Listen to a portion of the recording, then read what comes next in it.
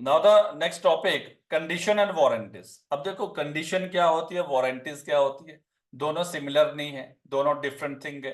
तो stipulation as to time, stipulation क्या होता है? देखो जब भी हम कभी कोई प्रोडक्ट लेने जाते हैं मार्केट के अंदर, तो वो सेलर के बहुत सारी रिप्रेजेंटेशन देता है, बहुत सारी रिप्रेजेंट अपनी प्रोडक्ट के बारे में बताता है हमें, डिस्क्रिप्शन देता है कि ये प्रोडक्ट ऐसा है, सेलर बायर को बताता है, नेचर ऑफ गुड्स बताता है, ठीक है, वो आपको क्वालिटी के बारे में बताता है, उसकी फिटनेस के बारे में बताता है, ठीक है, एक्सेट्रा। ठीक है, ऑब्वियसली सेलर बहुत सारी चीजें बोलता है। अब वो कितना इफेक्टिव है कितना नहीं है वो डिपेंड करता है। तो दैट जो representation bye the seller representation देता है मार्केट के अंदर, वो रिप्रेजेंटेशन क्या होगा? वो रिप्रेजेंटेशन को ही हम स्टिपुलेशन बोलते हैं। ठीक है, रिप्रेजेंटेशन को ही हम स्टिपुलेशन बोलते हैं। Unless a different intention appear, मतलब अगर कॉन्ट्रैक्ट पहले ही बन गया, unless a different intention appear from the term of the contract, stipulation as to time of payment are not deemed to the essence of contract of the sale. जो stipulation at the time, unless different intention appear, मतलब अगर contract में term है तो उसके अलावा अगर तो उन्होंने पहले से स्टिपुलेशन टर्म ऑफ कॉन्ट्रैक्ट डाल के रखा है, वो सारी पर्पस एक्सेट्रा, तब तो डिफरेंट थिंग होगी। लेकिन यस, जनरली क्या है, stipulation as to time of payment, जब हम पेमेंट कर रहे हैं, are not deemed to be essence of the contract of sale, whether any other stipulation as to time is of essence of contract or not depend term of the contract। ये किस पे depend करेगा? Term of the contract. तो basically section 11 deal with two things. First, stipulation as to time of the payment. पहली things किसके बारे में बात करें? Stipulation as to time of the payment. Second, any other stipulation as to time. और any other stipulation ये depend करेगा contract की टर्म पे डिपेंड करेगा। ठीक है, तो then stipulation as to time of the payment. अब जब पेमेंट कर रहे तब को स्टिपुलेशन में रिप्रेजेंट कर रहा है सेलर कि मेरा जो प्रोडक्ट है वो इस तरह से है, आप इस तरह से यूज करोगे। ठीक है, तो मान लो कि आप कार खरीदने जा रहे हो, तो कार डीलर क्या बोल रहा है कि ये जो गाड़ी है ये 20 पर किलोमीटर आपका एवरेज निकालेगी, आप कितना ऑयल बचेगा, इस तरह से बोलते हैं कि इसमें इंटीरियर इसका बहुत अच्छा है, ठीक है, एक्सटीरियर भी बहुत अच्छा है, इसमें फॉग लाइट एक्सेट्रा बहुत सारा क्या बता रहा है, स्टिपुलेशन बता रहा है। अब at the time of payment वो सारी चीजें आपको बता रहा है। ठीक है, then now condition and warranty क्या होती है? अब कंडीशन ऑफ वारंटी, अब इसमें हमें अब बहुत सारी स्टिपुलेशन होती है, उन्हीं स्टिपुलेशन रिप्रेजेंटेशन होती है, कुछ कंडीशन हो सकती है, कुछ वारंटी हो सकती है। अब stipulation he condition of warranty होती है। स्टिपुलेशन मान जो हमने रिप्रेजेंटेशन किया, जो टर्म ऑफ द कॉन्ट्रैक्ट हमने मेंशन किया, ठीक है, eight the time of payment etcetera, तो वो ही आपका क्या हो गया उन स्टिपुलेशन के अंदर। मान लो सपोज ये आपका स्टिपुलेशन है, ठीक है, इसके अंदर ये कंडीशन हो सकता है, ये वारंटी हो सकती है, या ये ओवरलैप भी हो सकता है। ठीक है, बहुत सारी स्टिपुलेशन हो सकते हैं, उसमें से कौन सी कंडीशन है कौन सी वारंटी है वो इस सेक्शन में डिस्कस किया गया। A stipulation in a contract of sale with a reference to goods which are subject thereof may be condition or warranty। Stipulation in a contract of sale with reference to good, वो stipulation किसके बारे में होनी चाहिए? उस goods के बारे में, which are the subject thereof may be a condition और वारंटी। सब्जेक्ट देयर ऑफ वो कंडीशन भी हो सकती है, वारंटी भी हो सकती है। A condition is a stipulation essential to main purpose of contract. ध्यान से समझना है इसको। कंडीशन कौन सी होती है? जो एसेंशियल है to main purpose of the contract, the breach of which gives raise or right to treat contract repudiate। अगर कंडीशन, जो कंडीशन है वो एसेंस ऑफ द कॉन्ट्रैक्ट, मतलब main purpose of the contract, कि आपने किस पर्पस के लिए कॉन्ट्रैक्ट बनाया था, द ब्रीच ऑफ विच, अगर वो ब्रीच होगी, वो कंडीशन ब्रीच होगी, क्योंकि जिस पर्पस के लिए आपने कॉन्ट्रैक्ट किया वो फुलफिल नहीं हुआ, the breach of which gives rise to a right to treat the contract as repudiated. आप रेपुडिएट रिसाइंड कर सकते हैं कॉन्ट्रैक्ट को, आप उस कॉन्ट्रैक्ट को तोड़ सकते हैं। ठीक है, आगे बोलते हैं warranty. A warranty is the stipulation collateral to the main purpose contract. ये बोलता है वो मैन पर्पस नहीं है, वो कोलेट्रल टू मैन पर्पस, मतलब side by side to the main purpose है। अब वो मैन पर्पस कुछ और था आपका कॉन्ट्रैक्ट करने का, दीज आर द कोलेट्रल। तो ये कोलेट्रल मतलब side by side simultaneously, the breach of which give rise to claim of damages but not right to reject goods at the contract repudiated. अगर वारंटी का stipulation जो है आपका warranty के form में है, तो collateral to main purpose of contract है, तो breach of which gives rise to claim और डैमेजेस।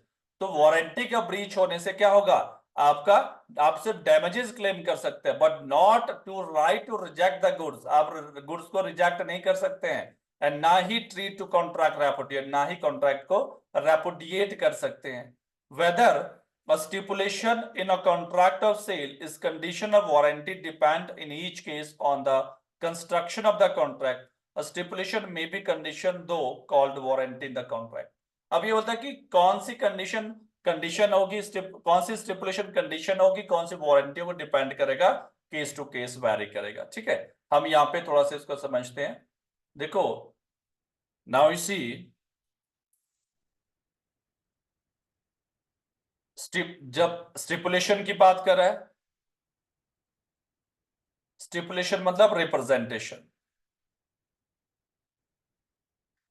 जब सेक्शन 11 बोलता है कि जब भी कोई बायर सेलर के पास जाता है, सेलर बहुत सारी stipulation, number 1, stipulation number 2, stipulation number 3, stipulation number 4, stipulation number 5, ठीक है, इस तरह से सो ऑन अपने मतलब क्वालिटी के बारे में बता रहे हैं। अब हमने इधर कौन सी स्टिपुलेशन कंडीशन होगा, कौन सा वारंटी होगा, ठीक है, वो डिपेंड करेगा fact and circumstance case, each contract में डिफरेंट हो सकता है। फॉर एग्जांपल, ठीक है, पहले ये समझ लो, अगर कंडीशन है, कंडीशन का मतलब है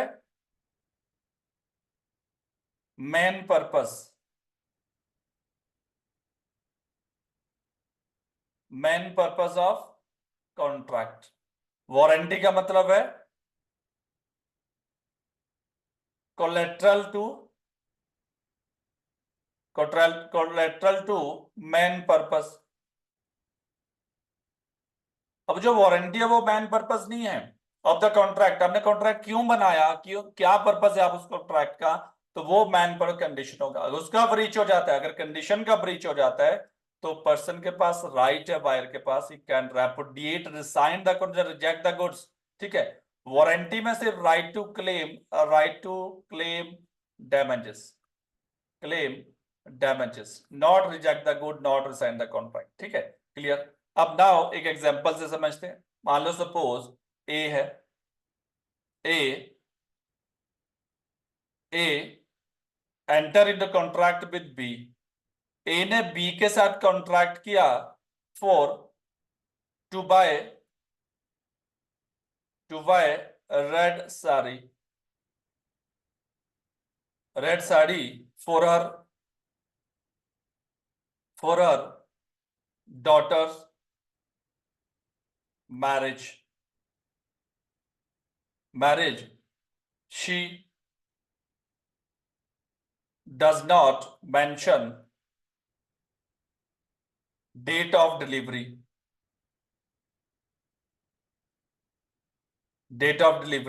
but mention date of wedding, but mention date of wedding। ठीक है, अब ए लेडी है, वो अपनी डॉटर के लिए साड़ी लेनी है, उसने बोला कि मेरी बेटी की मैरिज है।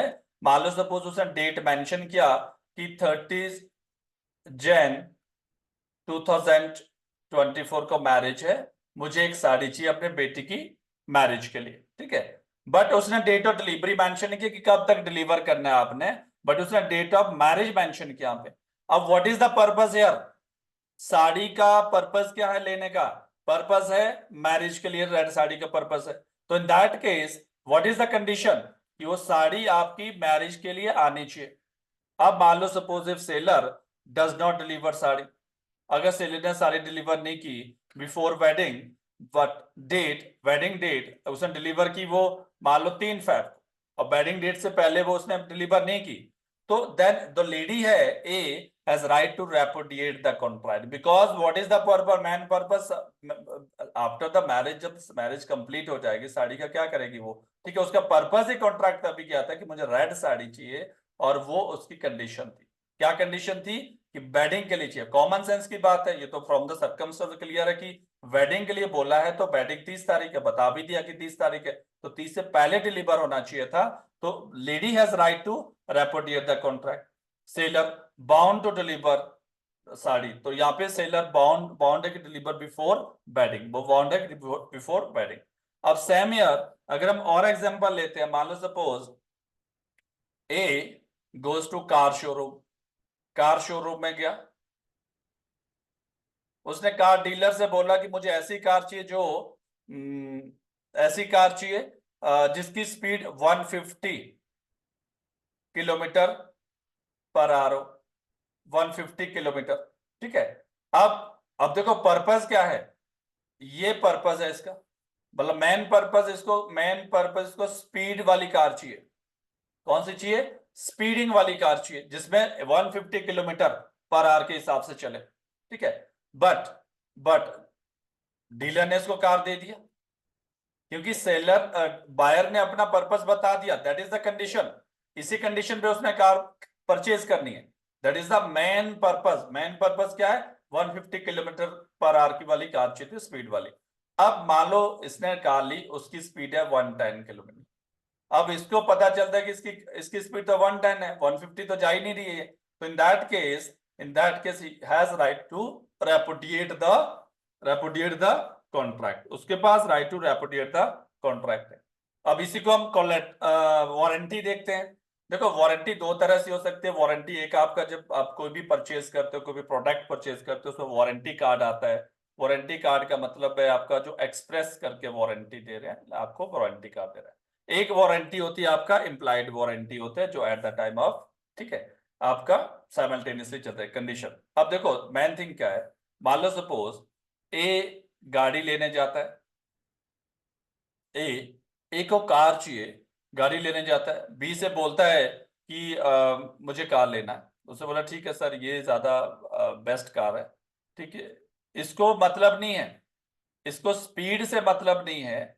उसने बोला कि स्पीड है सर इसकी 20 किलोमीटर, ठीक है, पर लीटर, इसकी स्पीड 20 किलोमीटर है। इसने नहीं बोला कि मुझे स्पीड 20 किलोमीटर पर लीटर के हिसाब से चाहिए या वट एवर, तो इसने कुछ नहीं बोला, इसने बोला सिर्फ मुझे कार चाहिए। तो मेन पर्पस क्या है यहाँ पे? कार लेना। बट इसने स्टिपुलेशन किसने किया? सेलर ने बोला कि 20 किलोमीटर पर लीटर चलती है। अब लेटर ऑन ए को पता चला कि ये कार तो 15 किलोमीटर पर लीटर के हिसाब से चलती है, दैट इज वारंटी। ब्रीच हुआ है but he can claim damages, because जब उसने eight the time of contract किया, उसका मेन पर्पस सिर्फ कार लेना था, उसका मेन पर्पस यहाँ पे स्पीड नहीं था। तो मेन पर कार तो मिल गई उसको, अब वो कितने किलोमीटर पर आवर चलती है, या तो वो पहले बोलता कि मुझे सर ऐसी कार चाहिए जो कि 20 किलोमीटर पर लीटर के हिसाब से एवरेज दे, तब वो मेन पर्पस बन जाता। एट द टाइम उसने अपना, ये कंडीशन नहीं थी, कंडीशन क्या थी? मुझे सिर्फ कार चाहिए, ठीक है। अब लेटर ऑन, अब ये स्टिपुलेशन किसने दिया? स्टिपुलेशन मालूम के डिस्क्रिप्शन में भी दिया हुआ कि 20 किलोमीटर पर लीटर के हिसाब से एवरेज आती है, लेकिन उसकी एवरेज आ रही है 15 किलोमीटर पर लीटर के हिसाब से। तो ये क्या होगी?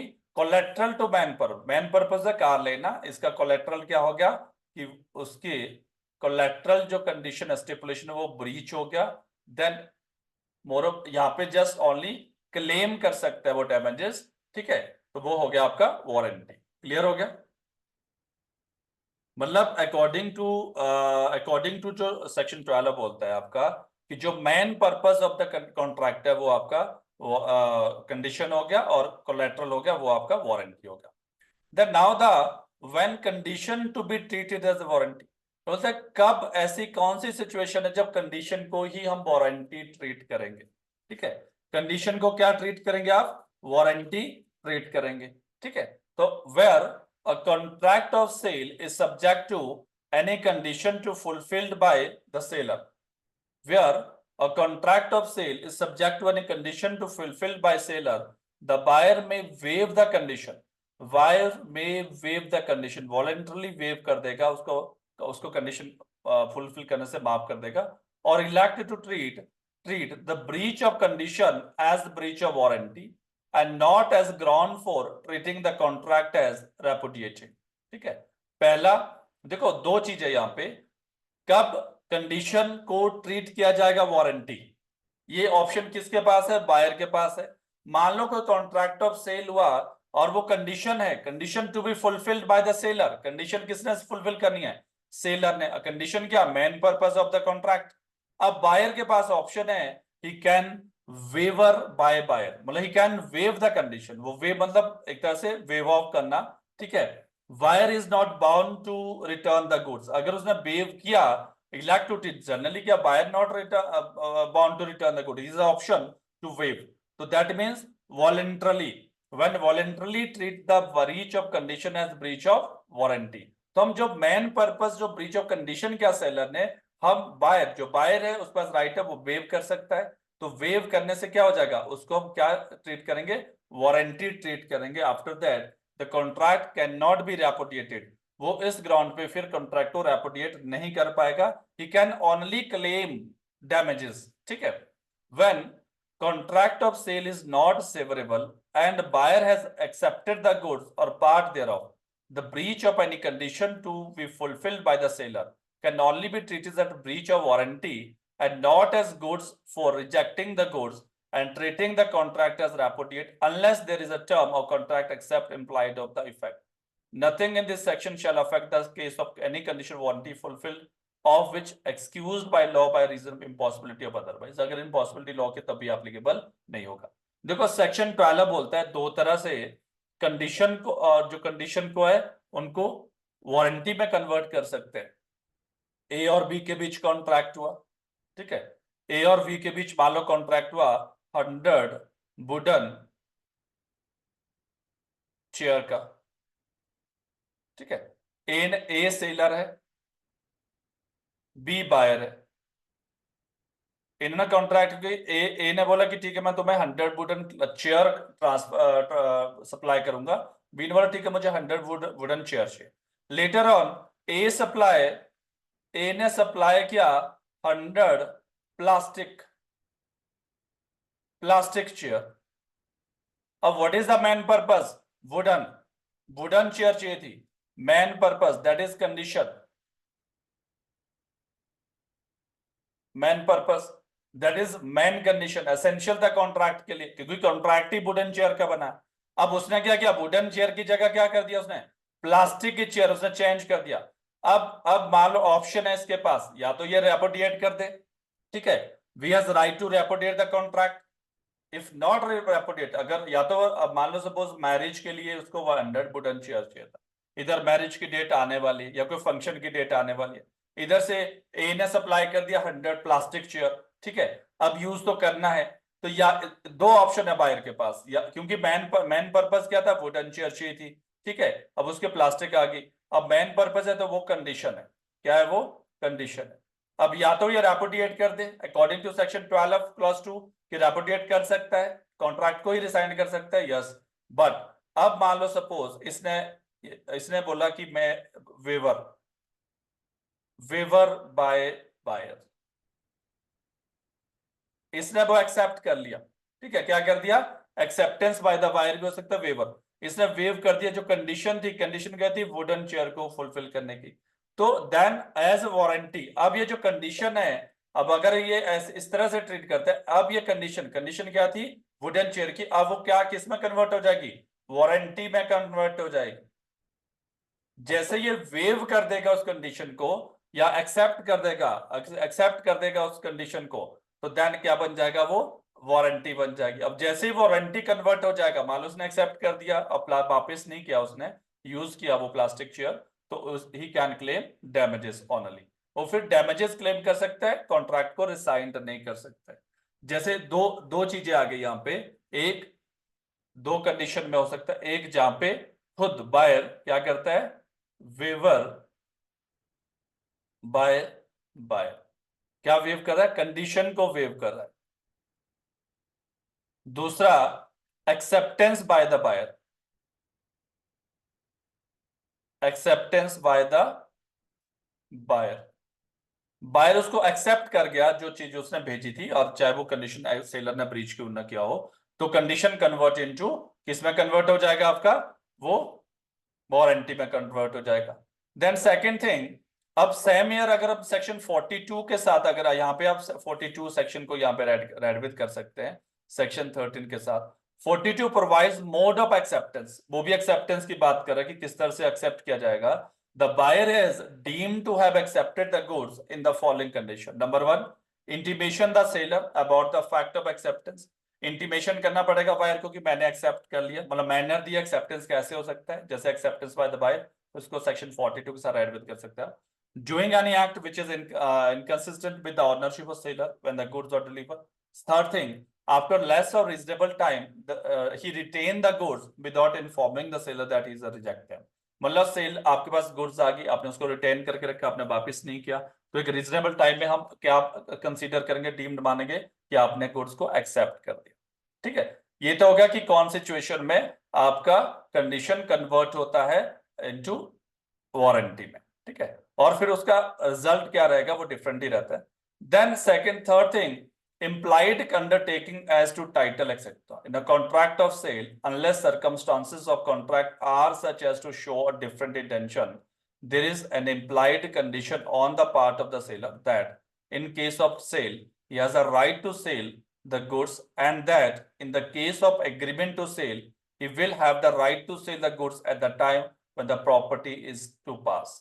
देखो, जब भी कोई हम प्रॉपर्टी लेने जाते हैं तो जनरली या एक्सप्रेस कंडीशन होती है, इम्प्लाइड. अब देखो, एक प्रॉपर्टी लेने गया, मान लो ए बायर है, बी के पास गया सेलर के पास, उसने कुछ प्रॉपर्टी परचेज करनी, तो इसको इम्प्लाइड कंडीशन मतलब कि अब सेलर उसके बारे में बता रहा है प्रॉपर्टी का, तो हमें क्लियर है कि ये मुझे प्रॉपर्टी बेच रहा है, तो ऑथराइज होगा प्रॉपर्टी सेल करने के लिए. देन मेरे पास भी राइट आ जाएगा, राइट टू सेल, कि इसके पास भी राइट टू सेल होगा. ठीक है, seller that in case of sale he has right to sell, मतलब हम इम्प्लाइडली कंसीडर करते हैं. जरूरी नहीं कि वो लिख के देगा कि एफिडेविट पे या कागज पे कि I am owner of this property, ऐसा लिख के थोड़ी देगा, तब हम उससे बार्गेनिंग करेंगे. मतलब हम मार्केट के अंदर जाते हैं जनरली, मान लो आप जैकेट लेने जा रहे हैं, आप मान लो किसी शोरूम के अंदर, आपको पता है कि वो उसके पास राइट टू सेल है, बस चोरी की चीज नहीं है, पहले आप ये प्रिज्यूम करोगे. ठीक है, he has right to sell the goods, and that in case of agreement to sale, he will have a right to the goods at the time when property is passed. और ये बोलता है कि इसके पास right to cell है जब property पास हो रही है, ठीक है. And then agreement to sell, तो देन मतलब फ्यूचर प्रॉपर्टी एक्वायर्ड, या फिर एग्रीमेंट टू सेल का फ्यूचर प्रॉपर्टी एक्वायर कर, तो उसके पास राइट टू सेल होगा. An implied warranty that buyer shall have enjoy quiet possession of goods. And implied warranty देंगे हम कि जो there is an implied warranty that the buyer shall have and enjoy quiet possession of goods. मतलब अगर right of जो B है वो पास हो जाएगा, और दूसरा कि अगर जब ये सेल का राइट है इसके पास, तो इसका राइट सेल किसको आ जाएगा, ट्रांसफर हो जाएगा बायर को. तो बायर के लिए भी इम्प्लाइड यहाँ पे आ जाएगा कि उसके पास भी राइट टू पोजेशन आ जाएगा. जैसे ही वो परचेज कर लेगा, राइट टू पोजेशन किसको ट्रांसफर हो जाएगा, और उस प्रॉपर्टी को वो इंजॉय कर पाएगा. ठीक है, ये इम्प्लाइड होता है. क्या होता है ये? इम्प्लाइड होगा ये. An implied warranty that goods shall be free from any charge, encumbrance in favor of any third party, not declare or not known to before or at the time of the payment. और ये implied हो कि जो free होगी वो property कैसे होगी, ना किसी के पास प्लेज रखी होगी, ना ही वो किसी यूज. ठीक है, तो वो implied मतलब फ्री है, सारी चार्जेस से फ्री है वो, कि प्रॉपर्टी परचेज की जा सकती है. ठीक है, परचेज मतलब बाय की जा सकती है प्रॉपर्टी, और ठीक है, फ्री फ्रॉम एनी लाइबिलिटी, ना तो बैंक के पास वो गिरवी है या ना प्लेज रखा हुआ है. ठीक है, तो देन इस तरह से इम्प्लाइड, पहला राइट टू सेल, कि उस पर्सन के पास राइट टू सेल है, किसके पास, जब हम मान लो सपोज फॉर एग्जांपल ए और बी के बीच कॉन्ट्रैक्ट हो रहा है. ठीक है, ए यहाँ पे सेलर है, बी यहाँ पे बायर है, ये इसकी प्रॉपर्टी है, मूवेबल प्रॉपर्टी है, गुड्स है. ठीक है, अब हम एक माइंड में इम्प्लाइड कंडीशन क्या होगी कि ये जो सेलर है इसके पास राइट है, राइट टू सेल. इम्प्लाइड है, वो एक्सप्रेसली नहीं बताएगा, अब इम्प्लाइडली हमें कि राइट टू सेल, क्योंकि तभी तो वो उसके बारे में बता रहा है कुछ. और जब इसके पास राइट है तो ऑब्वियसली इसकी पोजीशन किसको आ जाएगी, second thing, first thing right to sell, second thing quiet possession. Quiet possession किसको मिलेगा, बायर को, कि बायर को पोजीशन मिल जाएगी जब ये परचेज कर लेगा. थर्ड थिंग, जो प्रॉपर्टी है वो फ्री फ्रॉम ऑल लाइबिलिटी, कोई चार्जेस नहीं है, कोई किसी के पास गिरवी नहीं है, एक्सेट्रा. तो इम्प्लाइड वारंटी देखो जनरली क्या है, वारंटी जो कि क्वाइट एंजॉयमेंट का मतलब क्वाइट पोजीशन की, और जब वो परचेज करेगा बायर तो वो ऑनर बन जाएगा, तो एंजॉय करेगा वो, तो यूज करेगा. ठीक है, एंड देन प्रॉपर्टी को. ठीक है, तो दीज आर द इम्प्लाइड आपका वारंटी, इम्प्लाइड वारंटी, ठीक है। Section 15 next, sale by description. अब देखो सेल दो तरह से होती है, एक बाय डिस्क्रिप्शन होती है, एक बाय सैंपल होती है। सेल कैसे करते हैं? सेल बाय डिस्क्रिप्शन और बाय सैंपल। सेक्शन 17 में सैंपल है और सेल बाय डिस्क्रिप्शन सेक्शन 15 में। जनरली आप daily day to day life में देखा, आप ऑनलाइन परचेज करते हो, ऑनलाइन परचेज अमेजोन पे आप जाते हो, वहां डिस्क्रिप्शन दिया होता है, उस चीज के बारे में कुछ बताया होता है कि मान लो वो मोबाइल फोन है, मोबाइल फोन के बारे में बताया होता है कि इसकी स्क्रीन का साइज इतना है, इसके अंदर रैम इतनी है, रोम इतनी है, इसका कैमरा इतना है, इतने मेगापिक्सल का है, और आप उस डिस्क्रिप्शन को पढ़ते हो, फिर आप उस परचेज करते हो, ठीक है। और दूसरा सैंपल, सैंपल मतलब बहुत सारी चीज है, क्वांटिटी, मान लो 100 बॉक्स हमने एप्पल के लेने हैं, ठीक है। अब 100 के 100 बॉक्स आप चेक नहीं करोगे, इसलिए हम क्या करेंगे, 5 बॉक्स का सैंपल बनाएंगे, ठीक है, सैंपल बनाएंगे, और इन 5 बॉक्स को ओपन करके उस बायर को दिखाएंगे कि इस तरह का माल हमारे पास है, इस तरह के आइटम है, इस तरह की क्वालिटी है, इस तरह का कलर है, साइज है, एक्सेट्रा, ठीक है। डिफरेंट डिफरेंट बॉक्स होंगे 5 तरह के। अब इन सैंपल को देख के वो क्या करेगा, फिर उन वहां पे कॉन्ट्रैक्ट कर लेगा, ठीक है। बाकी 100 भी उसमें कॉन्ट्रैक्ट में, कॉन्ट्रैक्ट तो 100 का हो रहा है, लेकिन उसने इन 5 सैंपल को देख के वो कॉन्ट्रैक्ट किया। डिस्क्रिप्शन मतलब आपने डिस्क्रिप्शन दिया, ये डिस्क्रिप्शन है, तो उस डिस्क्रिप्शन के अकॉर्डिंग आपने उसको परचेज किया। समझ आ गया सेल कैसे हो सकते हैं। अब now section 15, sale by description, where there is a contract for the sale of goods by description। अब यहाँ पे sale of goods कैसा हो रहा है? by description। there is an implied condition that the goods shall correspond with the description, and if sale is by sample as well as by description, it is not sufficient that the bulk of the goods correspond with the sample if the goods do not also correspond with the description। ये बोलता है कि cell by description, या तो description के according आपकी फिर वो सेल होना चाहिए। अब आपने कोई मोबाइल फोन ऑर्डर किया, डिस्क्रिप्शन में कुछ लिखा था कि ये 16 जीबी की रैम होगी, लेकिन उसमें 16 जीबी की रैम नहीं, उसमें 8 जीबी की, तो आपका राइट टू रिजेक्ट, आप उसको रिटर्न कर देते हैं, एक्सेट्रा, क्योंकि डिस्क्रिप्शन के अकॉर्डिंग वो कॉरेस्पॉन्ड नहीं है। या फिर sale by sample as well as description, कई बार दोनों होता है, सैंपल भी होता है, डिस्क्रिप्शन भी होता है। आप कभी कोई भी मार्केट के अंदर कोई भी प्रोडक्ट लेते हो, उस डब्बे में बाहर जो लिखा होता है डिस्क्रिप्शन दी होती है, इसके अंदर मान लो गैस स्टोव ले रहे हैं, तो उस गैस स्टोव के बारे में कुछ डिस्क्रिप्शन आपको बताया होगा, फ्रिज ले रहे हैं, फ्रिज के बारे में डिस्क्रिप्शन होगा, ठीक है। बाय सैंपल, सैंपल भी और डिस्क्रिप्शन भी, तो वर्क आप उसको, अगर वो कॉरेस्पॉन्ड नहीं हो रहा है, उसको not correspond with the such description, ठीक है। सेक्शन 17 देखना, sale by sample, sale by sample. A contract of sale is a contract for sale by sample where there is a term in the contract express or implied of that effect। अब sale by sample है तो obviously express implied contract होगा।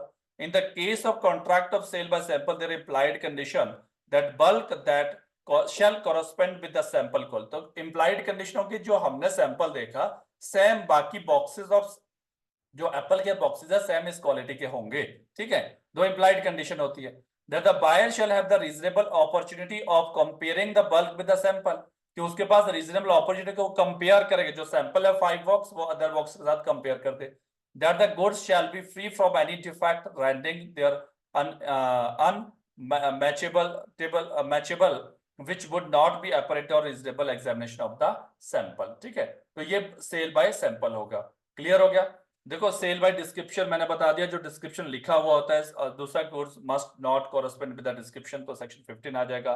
तो generally buyer has never seen the goods, क्योंकि आपने वो goods नहीं देखी अभी तक, क्योंकि आप डिस्क्रिप्शन के अकॉर्डिंग, जनरली आजकल डे टू डे लाइफ में ऐसा ही होता है, आप ऑर्डर करते हो, आपने गुड्स अभी नहीं देखी, आपने सिर्फ डिस्क्रिप्शन पढ़ के उस गुड को सिलेक्ट कर दिया, and by then on the basis of such description later on the buyer has seen the goods but he does not rely on which he has seen but was stated to him। तो once it is established और उसको description के according या वो correspond नहीं हो रहा etcetera, तो आप रिटर्न कर देते हो goods etcetera. Then now the section 16 that is very important, section 16 implied condition as to quality or fitness। implied condition as to quality or fitness, देखो quality or fitness, this section based on theory of Capital Amateur। ठीक है, clear. Cavity एम्पिटर, cavity एम्पिटर लिख लो आप direct में। कैविटर एम्पिटर का मतलब है buyer बीबियर। ठीक है, बायर बीबियर। दो तरह के डिफेक्ट होते हैं, एक लेटेंट डिफेक्ट होता है, एक पेटेंट डिफेक्ट होता है। लेटेंट पेटेंट डिफेक्ट होता है बायर रिस्पॉन्सिबल, क्योंकि जब आप मार्केट के अंदर जाते हो तो आप इजिली अगर कोई चीज को एग्जामिनेशन कर सकते हैं फ्रॉम योर आईज, तो फेस ऑफ द गुड्स, तो आपकी ड्यूटी बनती है आप एग्जामिनेशन करने के बाद प्रोडक्ट को परचेज करें। ठीक है, बट लेटेंट डिफेक्ट है हिडन डिफेक्ट, जहां पे सेलर की लाइबिलिटी होती है। अगर हिडन डिफेक्ट है तो सेलर लाइबल होगा कि उसकी ड्यूटी थी डिस्क्लोज करना, ड्यूटी टू स्पीक, और उसने डिस्क्लोज नहीं किया आपको डिफेक्ट, तो वो लाइबल होगा। Subject to the provision of this act and of any other lawful time being in force, there is no implied warranty or condition as to quality or fitness for any particular purpose or goods supplied under the contract is except as follow। Generally यहाँ पे कोई भी liability और warranty condition को quality of fitness के बारे में नहीं होगा, लेकिन except as follow, except as follow मतलब ये एक्सेप्शन बता रहा है। वेयर द बायर एक्सप्रेसली और by implication make known to the seller the particular purpose for which the goods are required. मतलब बायर अगर स्पेशली पर्पस बताता है, किसको पर्पस बताता है? आपने सेलर को, कि मुझे इस पर्पस के लिए कार चाहिए। ठीक है, मुझे पहाड़ में घूमने के लिए कार चाहिए, और उसने आपने कार जो दी उस पर्सन को, वो पहाड़ में घूमने लायक नहीं थी। ठीक है, वो 10 जगह बार बार रुक रही थी, तो आपने पर्पस बताया। यहाँ पे क्या है, बायर ने जब पर्पस शो कर दिया अपना सेलर को, तो सेलर की रिस्पॉन्सिबिलिटी है कि उस पर्पस को फुलफिल कर, अकॉर्डिंग टू उसके रिक्वायर्ड वो उसको फुलफिल करे। So as to show that buyer relies on the seller skill और judgement and the goods are of description which it is in the course of seller's business to supply, whether he is a manufacturer producer or not, there is an implied condition that goods shall be reasonably fit for that purpose। अब देखो, मान लो suppose अब एक buyer है, buyer car dealer के पास गया कि मुझे इस पर्पस, मुझे पहाड़ में मैक्लोडगंज में घूमना है, ठीक है, धर्मशाला में घूमना है, उसके लिए एक फिट कार चाहिए जो यहाँ पे सुटेबल है। ठीक है, तो उसने कार दे दी ऐसी जो सुटेबल नहीं है। अब बायर किस पे ट्रस्ट कर रहा है? बायर यहाँ पे किसकी जजमेंट एंड स्किल पे? सेलर की, सेलर के उस पर रिलाई कर रहा है। लेटर ऑन वो कंडीशन फुलफिल नहीं कर पाता है जो पर्पस उसको बताया था। ठीक है, तो वहां पे ये कैपिटल एमिटर अपना एप्लीकेबल नहीं होगा। Provided that in case of contract for sale of specified article under the patent और other trade name, there is no implied condition is fitness of particular purpose. लेकिन ये बोलता है कि पर्पस जो ट्रेड नेम होते हैं आपके, कि उस ट्रेड नेम से वो जैसे राइट है, मान लो suppose for contract for sale of specified article under, मान लो जैसे सपोर्ट्स शूज है। अब आप शूज ले रहे हो मैरिज के लिए, आपने बोला बायर को, सेलर को, कि मुझे मैरिज के लिए पर्पस से शूज चाहिए, लेकिन मुझे आपने सेलर ने बोला ये मेरे पास तो यही शूज है। मान लो आप एडिडास के शोरूम में के वो स्पोर्ट्स शूज, मान लो स्पोर्ट्स शूज की शॉप है, वो स्पेसिफाइड पेटेंट राइट है कि वो स्पोर्ट्स शूज में ही बेचता है। ठीक है, आपने बोला मैरिज पर्पस से। अब आपकी शादी में वो शूज मान लो सुटेबल नहीं है, तो वहां पे ये एप्लीकेबल नहीं होगा, क्योंकि आपको पता है कि ये कंपनी स्पेसिफिक आर्टिकल बनाती है, इसका सिर्फ स्पोर्ट्स शूज से मतलब है, आपने वो परचेज किया क्योंकि बायर भी पियर। ठीक है, तो वहां पे ये एक्सेप्शन आपका ये एक्सेप्शन नहीं माना जाएगा प्रोवाइजो वाला। ठीक है, लेकिन फर्स्ट आपका एक्सेप्शन है जहां पे पर्पस आपने क्लियर कर दिया था टू द किसको? सेलर को। Then second thing, where goods are brought by description from a seller who deal in goods of that description, whether he is a manufacturer or producer or not, there is an implied condition that goods shall be manufacturer quality। जहां पे description, sale by description, that is also exception of the caveat emptor, जहां पे आपने purchase किया as per description. ठीक है, और क्योंकि जब आप डिस्क्रिप्शन के अकॉर्डिंग परचेज करोगे, आपकी इंप्लाइड कंडीशन होगा कि यस ये प्रॉपर्टी, ये जो गुड्स है अकॉर्डिंग टू डिस्क्रिप्शन ही होगी। ठीक है, अगर वो डिस्क्रिप्शन नहीं है तो वो लाइबल होगा पर्सन सेलर यहाँ पे। Provided that if the buyer has examination the goods, there shall be no implied condition regarding defect which such examination ought to be have prevailed. लेकिन मान लो डिस्क्रिप्शन है बट आपने उस गुड्स का examination कर लिया था। ठीक है, अगर आपका अपॉर्चुनिटी थी एग्जामिनेशन करने का, आपने पूरा देख के वो प्रॉपर्टी परचेज की, उसके बाद तब यहाँ पे एप्लीकेबल नहीं होगा। ठीक है, An implied warranty condition to quality fitness for a particular purpose may annexure by uses or trade.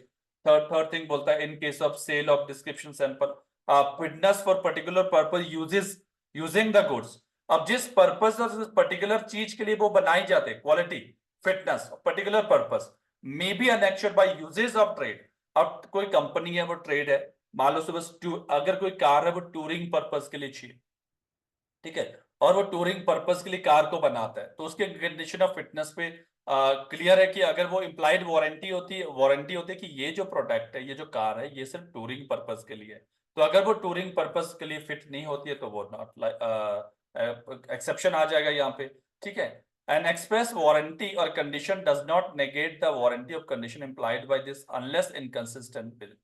बोलता है एक्सप्रेस वारंटी होती है और कंडीशन डज नॉट निगेट, उसको निगेट नहीं करती है, डिफीट नहीं करती है condition implied by this unless in, अगर जब तक वो इनकंसिस्टेंट ना हो।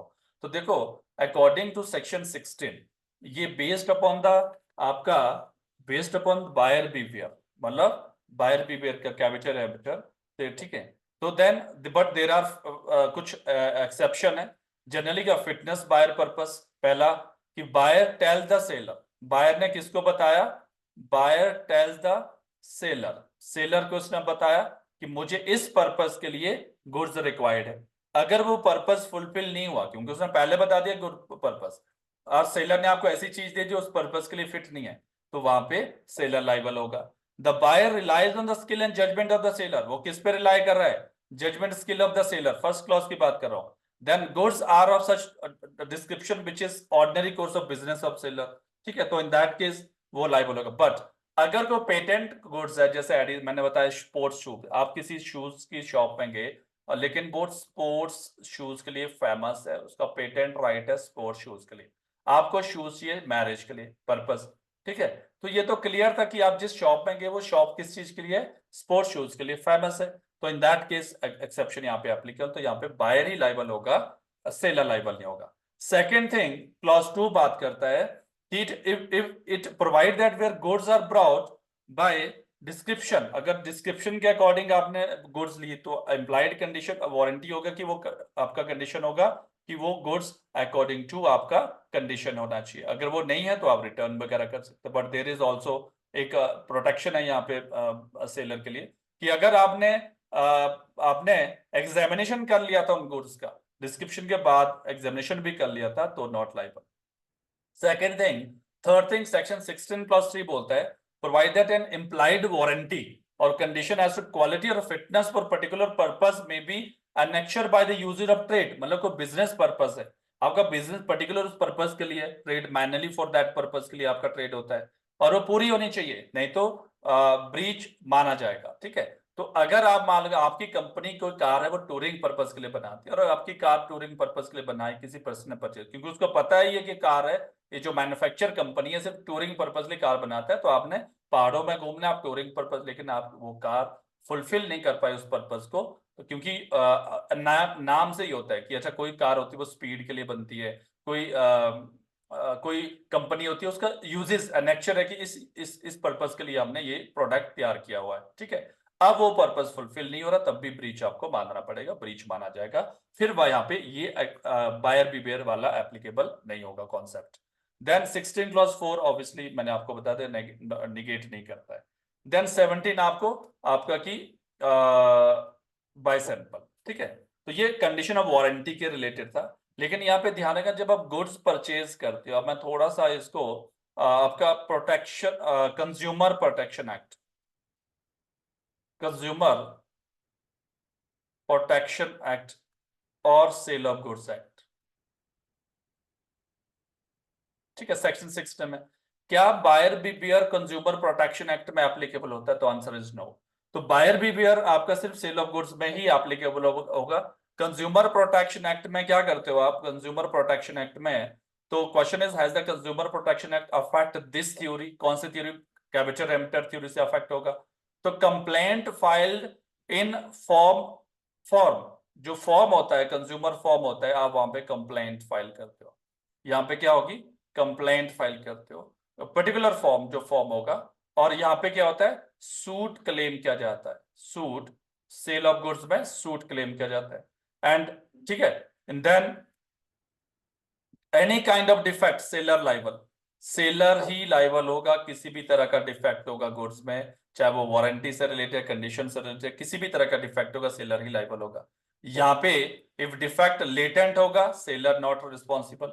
ठीक है, तो मैंने क्लियर, लेटेंट डिफेक्ट है सेलर, सॉरी पेटेंट डिफेक्ट है तो आपका पेटेंट डिफेक्ट है बायर रिस्पॉन्सिबल, लेटेंट डिफेक्ट है सेलर रिस्पॉन्सिबल है।